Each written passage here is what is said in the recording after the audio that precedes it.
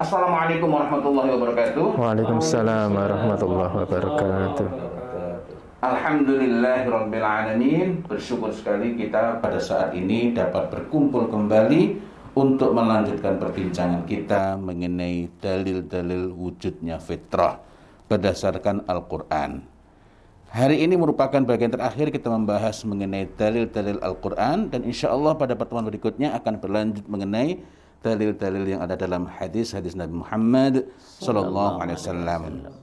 Pada bagian terakhir pembahasan mengenai dalil-dalil Al-Qur'an, mengenai wujudnya fitrah, yang dengan itu mudah-mudahan meneguhkan pemahaman kita, mengokohkan pemahaman kita bahwa al-fitrah hanyalah berhubungan dengan tauhid, dengan al-Islam, dengan millah. Ini akan kita simak bersama-sama, kita bincang bersama-sama. Di bagian yang ke-6 dan ke-7 ini kita akan berbincang tentang al-i'tiraf dan al-ma'rifah. Baik, langsung saja. Bismillahirrahmanirrahim. Salatu wassalamu ala Rasulillah wa ala alihi wa ashabihi wa mawalah. Kita lanjutkan membaca poin ke-6. Qala musannif hafizahullah ta'ala, al-ayatul lati sajalat ijabatil musyrikin alladhi lam yadinu bidini as-samawi. Yani ayat-ayat yang mana sajalat itu sabatat, menetapkan ijabatil musyrikina, jawaban orang-orang musyrik, alladzina lam yudinu bidini samawi, yang orang musyrik itu mereka tidak beragama dengan agama samawi. Wallati bayyanat ma fatarahumullahu alaihi minal i'tirafi bi annahu al-khaliqu ar-raziqu al-mudabbiru. Dan ayat-ayat yang menjelaskan sesuatu yang Allah ciptakan orang-orang musyrik itu alaihi, di atas sesuatu itu. Apa itu?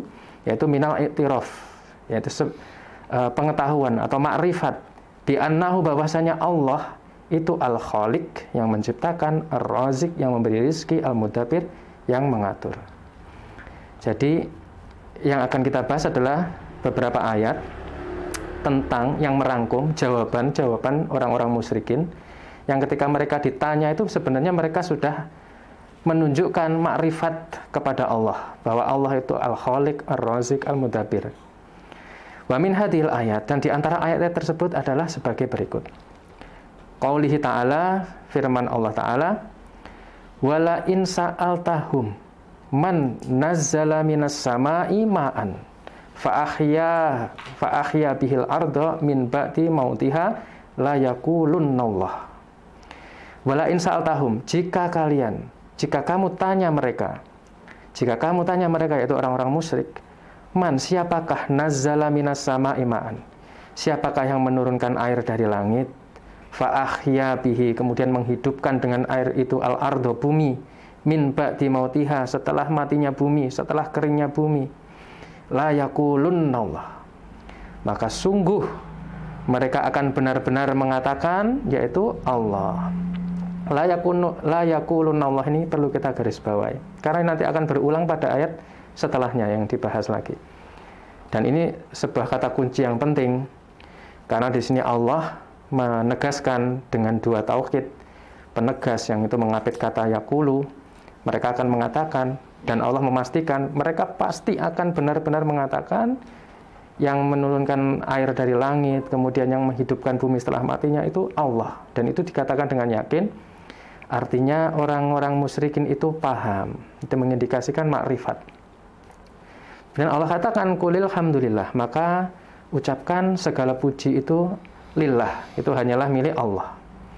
Bal aksarohum la yaqilun, bal aksaruhum la yaqilun, akan tetapi mayoritas mereka itu, orang-orang musyrikin itu, la yaqilun, mereka tidak berakal.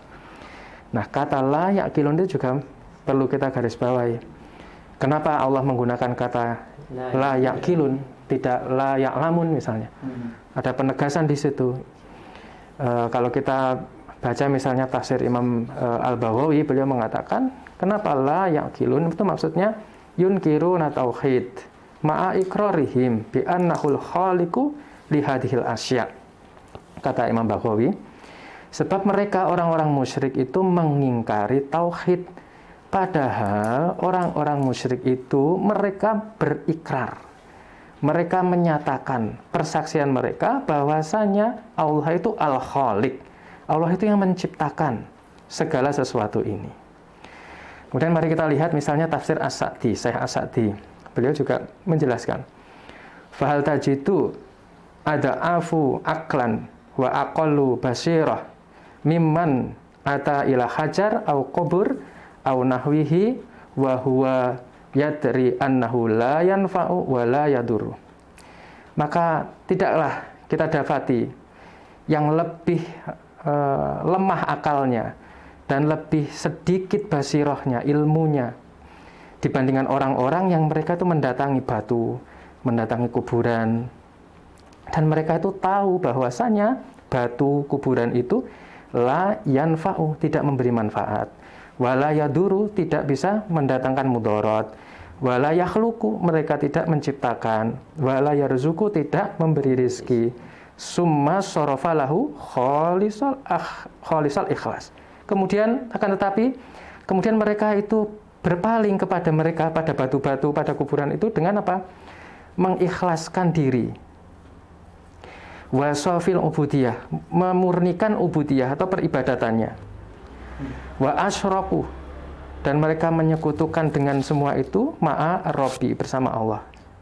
Al-Khaliq, padahal Allah itu yang menciptakan, Ar-Razik, padahal Allah itu yang beri rezeki, An-Nafi, padahal Allah yang beri manfaat, Ad-Dharu, padahal Allah yang memberi mudarat. Jadi karena itu dikatakan mereka tidak berakal, karena mereka itu mengikrarkan dan mereka yakin dengan ikrarnya bahwa yang memberikan rezeki, menurunkan air dari langit itu adalah Allah.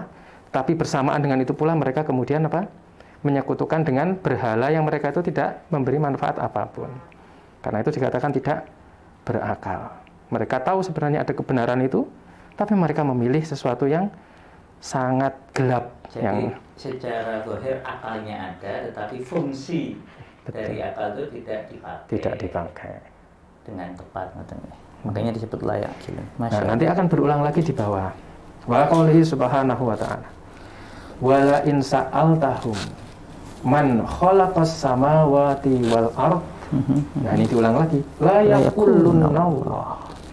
Dan jika kamu tanya mereka, yaitu orang-orang musyrik, siapakah yang menciptakan langit-langit dan bumi?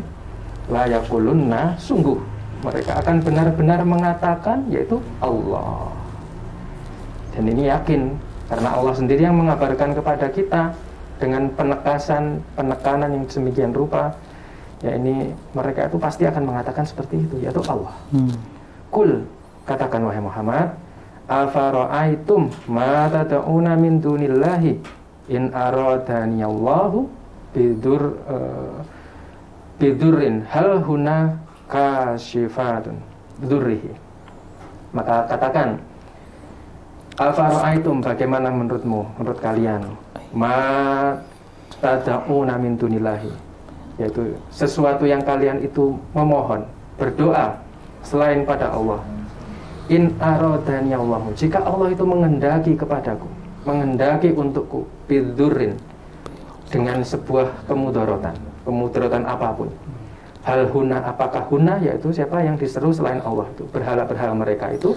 Hal huna, apakah berhala-berhala itu kasyifatu durrihi, apakah bisa menghalangi mudarat yang Allah berikan itu? Atau arodani bi rahmatin, jika Allah itu menghendaki untukku rahmat. Hal huna, apakah berhala-berhala itu mumsikatu rahmatih, apakah bisa menahan rahmat Allah? Kul, ucapkan, katakan, hasbiyallah, cukuplah bagiku Allah. Hasbiyallah, ini kalau menurut tafsir Al-Baghawi, iktamati alaihi, jadi iktimati alaihi, aku bersandar hanya kepada Allah. Jadi katakan, aku hanya bersandar kepada Allah.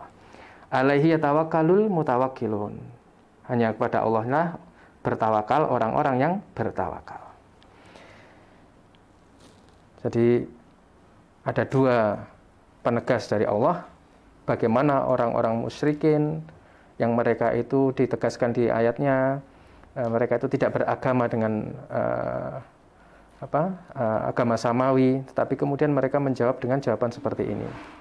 Ketika ditanya siapa yang memberi rezeki, karena menurunkan air dari langit itu kan membagi rezeki. Kemudian siapa yang menciptakan langit, menciptakan bumi, itu mereka dengan yakin menjawab Allah. Tapi kemudian mereka menyekutukan, maka dikatakan aksaruhum la yaqilun, mereka tidak berakal. Mereka tidak berakal.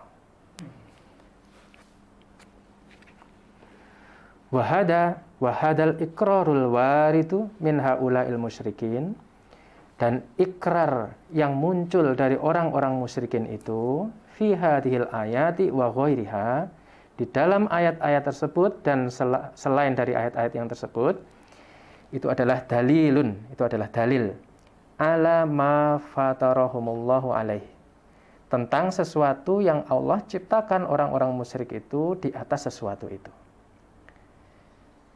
Jadi ikrar mereka, pernyataan mereka, orang-orang musyrik dalam ayat yang tersebut tadi yang kita baca, maupun dalam ayat-ayat yang lain, itu adalah dalil tentang apa? Tentang sesuatu yang mana Allah itu ciptakan orang-orang musyrik, dan tentu saja kita semua, itu di atas sesuatu itu. Yang di ayat-ayat yang sebelumnya, yaitu apa? Merujuk kepada al-fitrah. Dan dikatakan juga, wama tamliku fitratan. Dan engkau tidak menguasai fitrah itu, tidak menguasai fitrah itu, tidak kuasa terhadap fitrah itu, antakula ghaira hada, yakni secara fitrah itu tidak mungkin mengatakan selain pernyataan itu. Hada itu merujuk pada al-iqraru annallaha khalaqas samawati wal ard. Jadi engkau tidak bisa menguasai, tidak mampu secara fitrah itu mengatakan sesuatu selain ikrar itu. Jadi nggak bisa ngelak bahwa Betul. dia harus mengakui ya bahwa memang yang menciptakan ini Allah, bukan berhala-berhala yang Betul. itu. Pada akhirnya itu ujungnya ke sini. Jadi secara fitrah mereka itu tidak akan bisa mengingkari itu. Antakula ghaira hada, yaitu ikrar bahwasanya annallaha khalaqas samawati wal ard, bahwasanya Allah yang menciptakan langit dan bumi. Wa ma yastati'ul aqlun, dan tidak ada yang akal itu tidak ada yang mampu an yu'allila nas'atas samawati wal ard. An yu'allila itu bayyana illatahu wa asbatahu bidalil, untuk mengetahui secara pasti dengan argumentasi yang kuat tentang penciptaan langit dan bumi. Jadi akal itu tidak mampu kemudian mengungkap secara pasti tentang penciptaan langit dan bumi, illa kecuali biwujudi iradati aliyan, kecuali dengan wujudnya iradah atau keinginan atau kehendak yang tinggi. Jadi seberapa kuat akal itu kemudian berusaha menguak misteri penciptaan langit dan bumi, pada akhirnya mereka akan sampai pada kesimpulan bahwa ini adalah terjadi karena adanya suatu kehendak yang tinggi, yaitu iradah Allah. Gitu. Fahuwa ya'khuduhum wa ya'khudu al-uqala'a jami'an. Dan dialah, yaitu Allah, itu yang menjadikan hum, yaitu as-samawati wal ard, langit dan bumi, dan menjadikan orang-orang yang berakal itu seluruhnya bihadihil haqiqatil fitriyah al-wadihah, dengan ini yaitu hakikat secara fitriyah, secara fitrah, dan dengan jelas. Ini nanti akan diperjelas di ayat setelahnya. Jadi pada poin yang ke-6, ini menunjukkan, menegaskan kepada kita bahwa sebenarnya ketika orang-orang musyrik yang mereka itu belum beragama dengan agama samawi, ketika ditanya mereka itu mengatakan bahwa yang menciptakan langit, bumi, yang menurunkan rezeki berupa air hujan dan selainnya itu adalah Allah. Itu menunjukkan ada makrifat terhadap Rabb itu. Ada makrifat terhadap Rabb. Pengakuan yang menyatakan, mengakui sebenarnya yang menciptakan, yang memberi rezeki itu bukan berhala-berhala mereka. Betul. Tapi Allah Ta'ala. Makanya tadi disebut bodoh nih bodoh, karena sudah mengakui kok tidak mau menyembah Allah. Dan itu sudah ditegaskan dengan penggunaan tadi itu. Diulang 2 kali kan di ayat yang berbeda itu. La yaqulun Allah. Sungguh mereka akan benar-benar mengatakan Allah. Jadi mereka itu mengatakan dengan yakin. Karena Allah mengabarkan seperti itu. Allah menggunakan penegas. Jadi kan makrifatnya ya luar biasa kan. Dan itu menjadi bukti bahwa memang mereka itu memiliki fitrah. Iya. Ya itu memang fitrahnya nggak bisa ditolak karena memang ada yang, di dalam. Yang dibuktikan di sini kan itu. Masya Allah. Gitu. Jadi fitrah itu ada. Itu poin yang ke-6. Kita lanjut di poin yang ke-7. Di poin yang ke-7, al-ayatul lati tabayyana anal insana mafturun ala ma'rifati rabbih ta'ala qabla ay dalilin yadullu ala dzalik. Ini al-ayatu ini ayat-ayat. Allati tabayyana, yang ayat-ayat itu menjelaskan annal insana, bahwasanya manusia itu mafturun, diciptakan ala ma'rifati rabbih, di atas makrifat kepada Rabb-nya. Jadi manusia itu diciptakan di atas makrifat kepada Rabb-nya Ta'ala. Qabla ayi dalilin, sebelum dalil-dalil. Sebelum dalil-dalil manapun ya dulu ala dalika, yang menunjukkan kepada makrifat itu sendiri. Jadi mereka itu sudah mengetahui, sudah diciptakan di atas makrifat kepada Rabb, itu sebelum adanya dalil-dalil yang misalnya yang kemarin kita baca alastu birabbikum qalu bala syahidna. Sebelum ada dalil itu. Iya, sebelum ada dalil yang menjelaskan tentang itu, sebenarnya sejak awal sudah diciptakan, Nah, ini menarik sekali. Dan dalilnya adalah wa minha qaulihi ta'ala, yaitu firman Allah Ta'ala, Iqra bismi rabbikal ladzi khalaq. Iqra, bacalah. Bismi rabbika, dengan nama Rabbmu, alladzi khalaq, yang menciptakan. Khalaqal insana, yang Rabb itu menciptakan manusia, min alaq, dari segumpal darah. Iqra, bacalah, wa rabbukal akram, dan Rabbmu itu adalah mulia. Dari mana pendalilannya? Nah, kata musannif, wa wajhu dalalatiha, dan sisi pendalilannya adalah sebagaimana yang bayyanahu Syekhul Islam Ibnu Taimiyah biqaulihi, sebagaimana yang dijelaskan oleh Syekhul Islam Ibnu Taimiyah dengan penjelasan beliau. Katanya begini, dzukira ay rabbu, penyebutan Rabb itu fi maudhi'aini, di dalam 2 tempat, bil idhofati, dengan idhofah, yaitu disambungkan dengan dhamir ka itu tadi, dengan kata ganti kamu, allati tujabu at-ta'rif, itu menunjukkan adanya ta'rif, yaitu pengetahuan atau makrifat. Wa annahu, dan bahwasanya ar-rabb itu, rabbun itu, ma'rufun, itu diketahui, indal mukhatibin, di sisi orang yang diajak bicara. It ar-rabbu ma'rufun, dengan demikian ar-rabb itu ma'rufun, diketahui, indal abdi, di sisi hamba, bidunil istidlali bikaunihi khalaqa, tanpa perlu meminta dalil bahwasanya Allah itu menciptakan.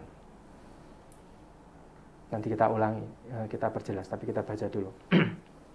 Jadi dengan demikian Rabb itu sudah diketahui di sisi hamba itu, tanpa menuntut atau meminta dalil bahwasanya Allah itu yang menciptakan. Wa anal makhluqa, dan bahwasanya makhluk itu ma'annahu dalilun, bahwasanya dengan demikian, bersama dengan itu, bahwasanya makhluk itu sebagai dalil, wa anahu yadullu ala khaliq, bahwasanya makhluk itu menunjukkan adanya khaliq. Adanya makhluk berarti ada khaliq gitu. Lakin, akan tetapi, huwa, yaitu al khaliq, ma'rufun, itu diketahui fil fitrah, di dalam fitrah, qabla hadal istidlal, diketahui di dalam fitrah sebelum munculnya dalil-dalil itu. Wa ma'rifatuhu fitriyatun, jadi ma'rifatnya hamba terhadap fitrah itu sifatnya fitriyah, sifatnya default, sudah bawaan. Maghruzatun, yaitu tertanam, fil fitrah, di dalam fitrah. Daruriyatun, itu aksiomatis, pasti, ya, sesuatu yang pasti. Badihiyatun, badihiyah itu qadiyah wadihah bidatiha wala tahtaju ila burhan. Sesuatu yang sudah jelas zatnya yang tidak membutuhkan bukti, itu badihiyah. Awaliyah itu permulaan. Nah, kita cermati lagi ketika Allah memerintahkan Iqra, bacalah bismi rabbikal ladzi khalaq, dengan Rabbmu yang menciptakan. Gitu. Wa idza kana kadzalika, jika demikian, fakulu insanin, maka setiap orang itu fi qalbihi, dalam hatinya, ma'rifatu rabbih, dia itu mengetahui tentang Rabbnya. Fa idza kila, maka ketika dikatakan lahu pada orang itu, Iqra bismi rabbik, bacalah dengan nama Rabbmu, arrafa rabbahu, orang itu mengetahui Rabbnya, alladzi huwa ma'murun, yang mana dia itu diperintahkan an yaqra'a bi ismihi, yang dia itu diperintahkan membaca dengan namanya. Kama sebagaimana ya'rifu annahu makhlukun, sebagaimana dia itu mengetahui bahwa dirinya itu adalah makhluk. Wal makhluku yastalzimul khaliq, adanya makhluk itu berkonsekuensi adanya khaliq, wa yadullu alaihi, dan itu menunjukkan kepada khaliq itu. Jadi kalau kita perhatikan Iqra bismi rabbikal ladzi khalaq, bacalah dengan nama Rabbmu yang menciptakan, berarti Allah itu menunjukkan kepada kita. Ketika Allah memerintahkan bacalah dengan nama Rabbmu, itu berarti dia itu tahu siapa Rabb itu, mukhatabin, orang yang diajak bicara itu tahu siapa Rabbnya. Padahal ini belum datang dalil-dalil yang lain. Kalau kita baca misalnya di kitab Al-Itqan, itu kalau yang membahas tentang mana ayat yang pertama kali turun, di antara pendapatnya kan ini, di antara salah satu pendapat Iqra ini. Ayat yang ini pendapat masyhur, populer di Indonesia. Betul. Nah, artinya sebelum turun ayat yang lain yang menjelaskan tentang fitrah, macam-macam tadi, itu sudah Allah sudah perintahkan, bacalah dengan nama Rabbmu. Artinya ini yang diajak bicara sudah tahu siapa Rabb. Nggak mungkin kan Allah perintahkan sesuatu sementara orang ini tidak tahu. Karena dia seorang makhluk, jadi konsekuensinya ada yang menciptakan, ada khaliknya. Ada khalik. Dan penyebutan itu menandakan bahwa makhluknya tadi, bahwa makhluk itu menunjukkan hanya khalik, iya, tapi penyebutan itu menandakan bahwa makhluk itu, yakni manusia yang diajak bicara oleh Allah, yang ayat ini ditujukan kepada mereka, memang telah ada pre-knowledge, pengetahuan yang mendahului pada diri mereka mengenai Allah, sehingga ketika difirmankan seperti itu nyambung gitu ya. Allahu a'lam bishawab. Dan ini kembali ke bab besarnya, memang ini bukti dalil bahwa memang fitrah itu ada. Dan fitrah itu keseluruhan dari 7 bagian kalau kita tengok dari awal, 7 bagian, 7 penggolongan, 7 klasifikasi ayat-ayat mengenai al-fitrah seluruhnya, dan tidak ada satupun yang keluar darinya, seluruhnya menunjukkan al-fitrah itu adalah tauhid, al-fitrah itu kaitannya dengan al-Islam, al-fitrah itu kaitannya dengan al-millah, dan tidak selainnya, tidak merujuk kepada tabi'ah yang berkenaan dengan sifat-sifat bawaan, walaupun di antara hal-hal yang bawaan itu memang dari awal telah diberikan oleh Allah yang sifatnya fitriyah, tetapi tidak secara terminologis peristilahan dapat dimaknai sebagai al-fitrah. Fitrah itu bawaan, tapi tidak semua bawaan itu fitrah. Ada yang dari kecil lahir sudah punya tai lalat, tapi bukan fitrah. Jenengan juga nilainya punya tai lalat. Itu bukan fitrah gitu. Bukan. Okay. Karena nanti ada beberapa yang bawaan gitu ya, yang memang dari awal orang nggak pakai usaha Allah Ta'ala berikan. Nah, tetapi yang Allah Ta'ala berikan, manusia itu nggak pakai berusaha, maka akan dihiaskan kepadanya syahwat. Tapi itu bukan fitrah. Allah Ta'ala. Tabi'ah tadi juga bisa bawaan, guys. Nah, khusus tabi'ah ini kita mendapati sangat banyak orang yang merancukan dengan al-fitrah. Sehingga misalnya orang mengatakan fitrahnya perempuan, padahal yang dimaksud adalah tabi'atul mar'ah. Fitrahnya anak-anak, atau nanti ada lagi yang disebutkan fitrah seksualitas, padahal yang dimaksud adalah at-tabi'ah al-jinsiyah. Jadi kalau fitrah ini sebenarnya prinsipnya besar kecil, laki perempuan, bapak ibu, suami istri, semuanya sama ya, berkenaan dengan tauhid. Dan kita berdoa mudah-mudahan tidaklah kita semua mati kecuali dalam keadaan alal fitrah. Mati dalam keadaan alal fitrah berarti mati kita dalam keadaan nafsul mutmainnah. Mati dalam keadaan nafsul mutmainnah berarti kita ini matinya betul-betul sesuai dengan yang diberitakan oleh Allah Subhanahu wa taala, wala tamutunna illa wa antum muslimun. Ini berarti menarik nih kalau kita sambil mengulang ya, merangkum 7 poin tentang dalil-dalil Quran tentang adanya fitrah ini. 7 klasifikasi ayat berkenaan dengan fitrah ya. Ya. Sehingga cara penulisan beliau ini menarik sekali, meletakkan Iqra ini di akhir poin yang ke-7. Diawali dengan yang awal itu kan hadapkan wajahmu kepada agama Allah dengan ya, dalil utamanya itu ya. Untuk menunjukkan bahwa fitrah Allah itu Allah ciptakan manusia di atas fitrah dan itu tidak berubah. Nah, nanti tentang la tabdil li khalqillah ini akan lebih jelas kalau kita sudah masuk di pembahasan tentang hadis-hadis. Ya, yang insyaallah pekan depan kita akan mulai membincangkan hadis-hadis. Nah, nanti juga sekalian kita tengok hadis-hadis mengenai al-fitrah itu berbicara tentang apa. Yang pada bagian awal ini secara keseluruhan menunjukkan tentang wujudnya al-fitrah, tapi kita belum bisa bicara lebih jauh kalau kita belum paham takrifnya. Apa al-fitrah itu?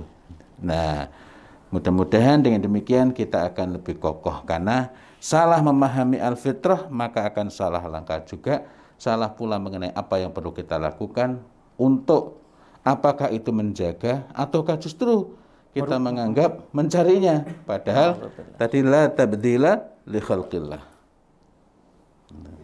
Ini mungkin bisa diberikan apa relevansinya kalau misalnya dikaitkan dengan dunia pendidikan, misalnya sedikit aja. Kita mengetahui fitrah, memahami fitrah itu secara benar dari sisi definisi dan penggunaannya itu apa relevansinya? Barangkali mungkin ada yang bertanya-tanya seperti itu. Betul, Masya Allah. Nah, di antara hal yang menarik adalah kalau kita itu menghendaki membangun peradaban Islam, ini mungkin agak tinggi, tapi sekarang orang sering membicarakan ya.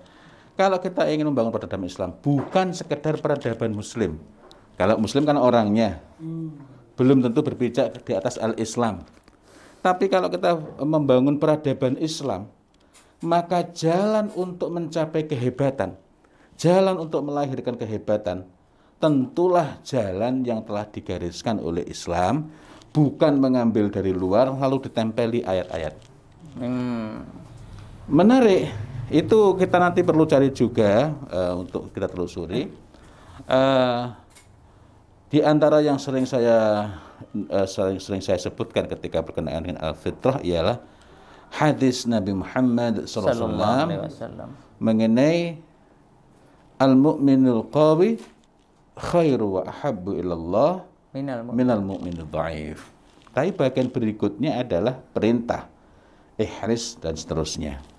Cuma poinnya yang kaitannya dengan al-fitrah adalah maka tidaklah mungkin seseorang itu mau bertekun-tekun, bersungguh-sungguh untuk mempelajari sesuatu, padahal sesuatu itu awalnya tidak diminati dan tidak disukainya, sekiranya itu tidak digerakkan oleh iman. Sebagaimana Jabir ibn Hayyan, dia diperintahkan oleh gurunya untuk mempelajari mengenai distilasi demi kepentingan agama ini, maka walaupun dia belajar kepada gurunya ini, belajar berkenaan dengan fikih, dia pun bersungguh-sungguh untuk mempelajari mengenai destilasi itu dikarenakan dorongan iman. Nah, dengan demikian faktor terpenting yang perlu kita kokohkan, perlu kita gerakkan, bukanlah berkenaan dengan yang perlu kita gerakkan paling awal adalah penjagaan al-fitrah, yang dengan itu imannya kokoh, yang dengan iman yang kokoh itu dia siap untuk bersungguh-sungguh terhadap berbagai hal yang bermanfaat. Wallahu a'lam bishawab. Maka menjaga al-fitrah ini tidak mungkin kecuali dengan agama ini. Fa'aqim wajhaka lid-dini hanifah. Dan ini sangat erat kaitannya dengan pendidikan kita. Bagaimana mungkin kita mengharapkan generasi yang taat kepada Allah Lah kita aja memakainya metode-metode konsep bahkan ya konsep teori sampai nanti metodenya yang ternyata bertentangan dengan din ini. Jadi Iya. kalau saya lihat sendiri juga ketika kita itu memahami fitrah dengan terminologi yang tepat, itu berarti kita mendapatkan koridor yang jelas. Masya Allah. Anak ini mau digiring kemana, mau diarahkan kemana. Jadi sebenarnya arahnya sudah ada sejak fitrah itu diketahui. Sekaligus menjadi miqyas, menjadi parameter. Iya. Masya Allah. Ini menarik sekali. Akan tetapi sepertinya kita memang harus bersabar untuk melanjutkan perbincangan pada pekan depan. Mudah-mudahan Allah Subhanahu wa taala karuniai kepada kita umur yang panjang, hidup yang barokah, dan tidaklah kita mati kecuali dalam keadaan di atas al-fitrah. Wallahu a'lam bishawab. Ihdinas shiratal mustaqim. Billahi taufiq wal hidayah wa ridha wal inayah. Walhamdulillahi rabbil alamin. Wassalamualaikum warahmatullahi wabarakatuh. Waalaikumsalam warahmatullahi wabarakatuh.